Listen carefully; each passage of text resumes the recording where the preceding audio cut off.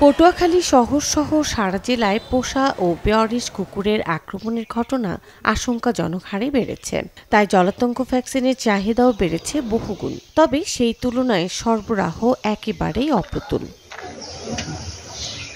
প্রতি মাসে ১৫০০ থেকে ১৬০০ রোগী টিকা নিতে আসলেও সেবা দেওয়া সম্ভব হচ্ছে মাত্র ১২০০ রোগীকে। বাকিরা টিকা না পেয়েই ফিরে যাচ্ছেন। আমি কুকুরের বিড়ালের ভ্যাকসিন নিতে আসছি, কিন্তু পাই নাই, আমার কিনে দিতে হয়েছে। যেহেতু ফ্রি পাওয়ার কথা, এরা তো দিচ্ছে না, বলে নাই তাদের কাছে, তো বাধ্যতামূলক আমাদের তো দিতে হবে ভ্যাকসিনটা। সাপ্লাই নেই, এই জন্য আর কি, মানে 4 জন মিলে কিনে আনতে হয়েছে তাদেরকে ফার্মেসি থেকে আর কি। সরকারি হাসপাতালে একটা ভ্যাকসিন পেয়ে থাকি, যেটা জলাতঙ্কের, কিন্তু সেটা এখন আমরা টাকার বিনিময়ে কিনতে হচ্ছে।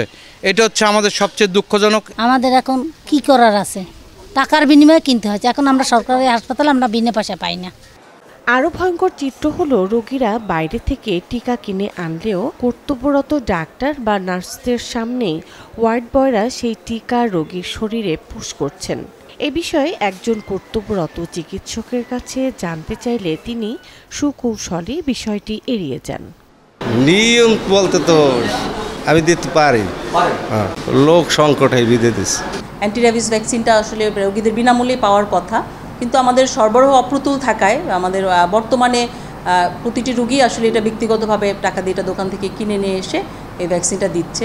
আমরা অবশ্যই যখন এটা সরকারিভাবে সাপ্লাই আসে, আমরা এটা নির্দিষ্ট আমরা একটা লিফলেটের মাধ্যমে, যেটা জরুরি বিভাগে ভ্যাকসিনটা দেওয়া হয়, সেখানে আমরা এটা লিফলেটের মাধ্যমে আমরা এটা জানিয়ে দেই যে এত তারিখ থেকে আমাদের ভ্যাকসিন সরবরাহ।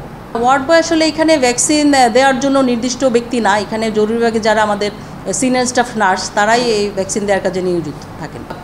অবশ্যই সেরকম যদি কোনো ঘটনা থাকে আমরা এটা খতিয়ে দেখব।